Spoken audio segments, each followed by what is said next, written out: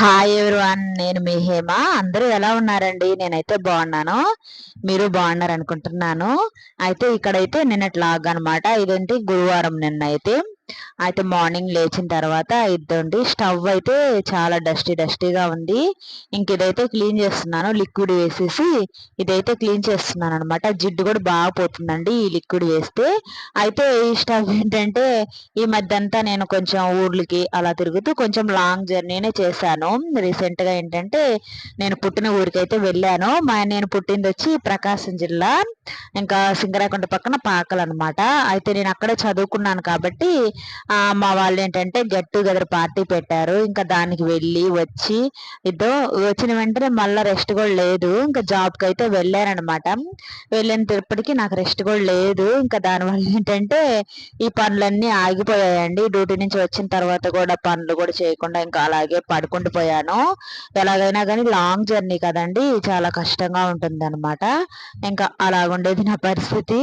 అందువల్ల ఏంటంటే ఈ రోజుకైతే కొంచెం క్లీన్ చేద్దాంలే. అలాగే ఇదేంటంటే నేను ఎప్పుడు కూడా క్లీన్ గా పెట్టుకుంటాను, కానీ ఈ మధ్య కొంచెం ఇలాగ ఊర్లకి అలా తిరుగుతూ అసలు సెట్ అవ్వట్లేదు అనమాట, ఇంట్లో పనులు కూడా సరిగా. అయితే ఇక్కడ ఏంటంటే నేను మార్నింగ్ డ్యూటీకి వెళ్ళాలి కదండి. లేచిన తర్వాత ఆల్రెడీ బట్టలు అయితే ఫస్ట్ ఏంటంటే బట్టలు వచ్చిన తర్వాత వాషింగ్ మిషన్ వేసేసి బట్టలన్నీ ఆరిన తర్వాత అవేంటంటే ఇంకా అలాగే కుర్చీలో ఉండిపోయాయి. వాటన్నిటిని మడతేసి పక్కనైతే పెట్టేశాను. మళ్ళీ వాటిని సర్దడానికి టైం లేదు. ఎందువల్లంటే మళ్ళీ డ్యూటీకి అయితే బయలుదేరాలండి. ఇక్కడేమో దోశలు అయితే చేస్తున్నాను, రవ్వ దోశలు అనమాట.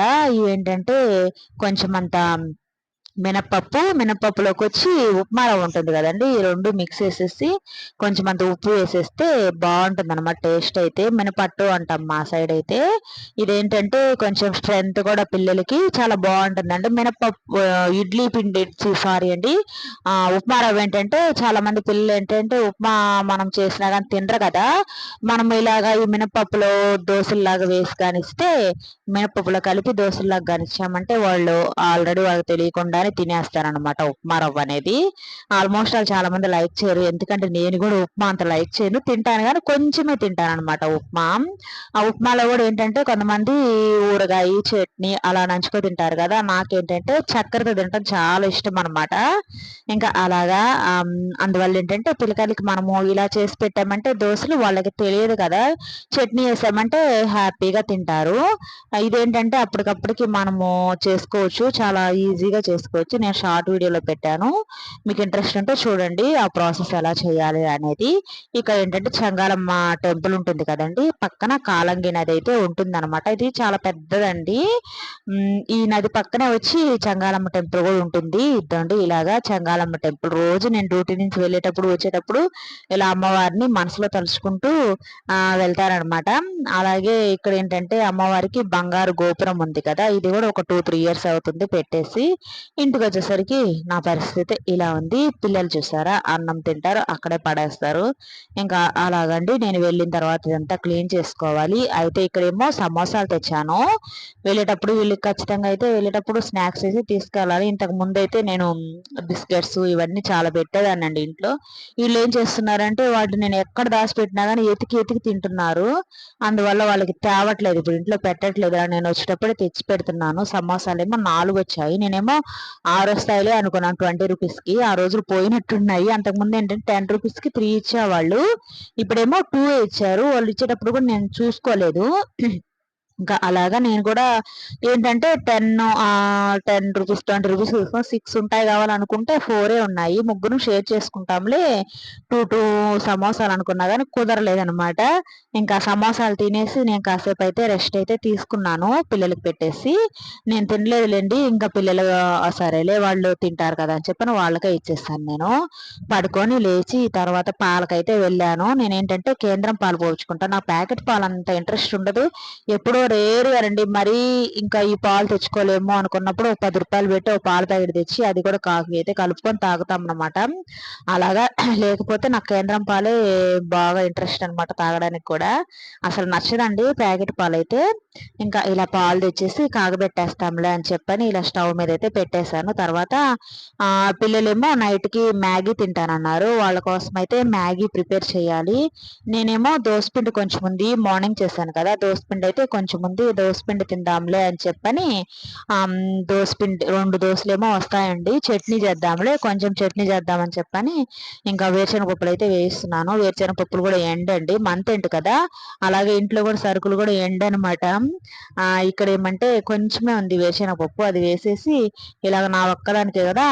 పచ్చిమిర్చి కూడా ఇవేంటంటే అస్సలు కారం లేవు, కొన్ని అయితే పచ్చిమిర్చి చాలా కారం ఉంటాయి, కానీ ఈసారి తీసుకున్నవి అయితే అస్సలు కారమే లేవండి. ఎన్ని వేసినా కానీ కారమే రావట్లేదు. నాకేంటంటే కొంచెం కారంగా తినాలని.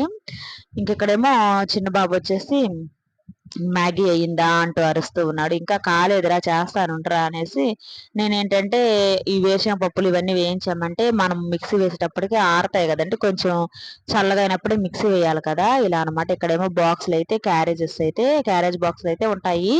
ప్రజెంట్ అయితే నా ఒక్కదానికే కాబట్టి ఒకటే ఉంది. నెక్స్ట్ అయితే ఇద్దరు పిల్లల క్యారేజ్లు అయితే పడతాయి అనమాట. ఇంకా అలాగా చూసారు కదా అటు సైడ్ క్యారేజ్లు ఎన్ని ఉన్నాయో. స్కూల్ కానీ పెట్టారంటే అప్పుడు పిల్లలకు కూడా క్యారేజ్ పెట్టాలి. ఇంక ఈ 2 రోజులు కాబట్టి ఇంక ఎంతండి 2 వీక్సే ఉంది, స్కూల్ స్టార్ట్ అయిపోతాయి పిల్లలకి. స్కూల్ ఏమో కానీ ఎడైతే వాతావరణం అయితే వర్షమో ఎండాకాలమో అర్థమే కాకుండా ఉంది. మనకి యాక్చువల్గా అయితే ఇప్పుడు రోహిణీ కార్తె కదా, ఈ రోహిణీ కార్తెలు ఏంటంటే ఎండలు అయితే చాలా ఎక్కువగా ఉండాలి. యాక్చువల్గా అయితే అసలు ఈ పాటకైతే ఇంట్లో కూడా కూర్చోలేము, అంత ఇదిగా ఉంటది, చెమటలు పోస్తాయి, ఇంకా వేడిగాళ్ళు భయంకరంగా ఉంటాయి. కానీ ఈసారి ఫుల్ ఆపోజిట్ అనమాట. ఇంకా రోహిణి అయితే తప్పించుకున్నట్టే మనము. బాగా వర్షాలు ఏం పడట్లే కానీ లైట్ లైట్ చినుకులు, చల్లగాలి వస్తుంది. చల్లగాలి వస్తున్నాగా మళ్ళీ ఉబ్బేస్తుంది అనమాట. మేఘాలు అయితే భయంకరంగా ఉన్నాయండి. అట్లాగా కొంచెం పర్వాలే. నైట్ కూడా ఏంటంటే ఏసీలు కూడా వేసుకొని అవసరం లేదు, వేసుకున్నా కానీ చాలా చలిగా ఉందంటే తక్కువలో పెట్టుకున్నా కానీ. అలాగా వాతావరణం అయితే బాగానే ఉంది. ఈసారి మనకి అనుకూలంగా ఉన్నట్టుంది వాతావరణం కూడా చల్లగాలికి.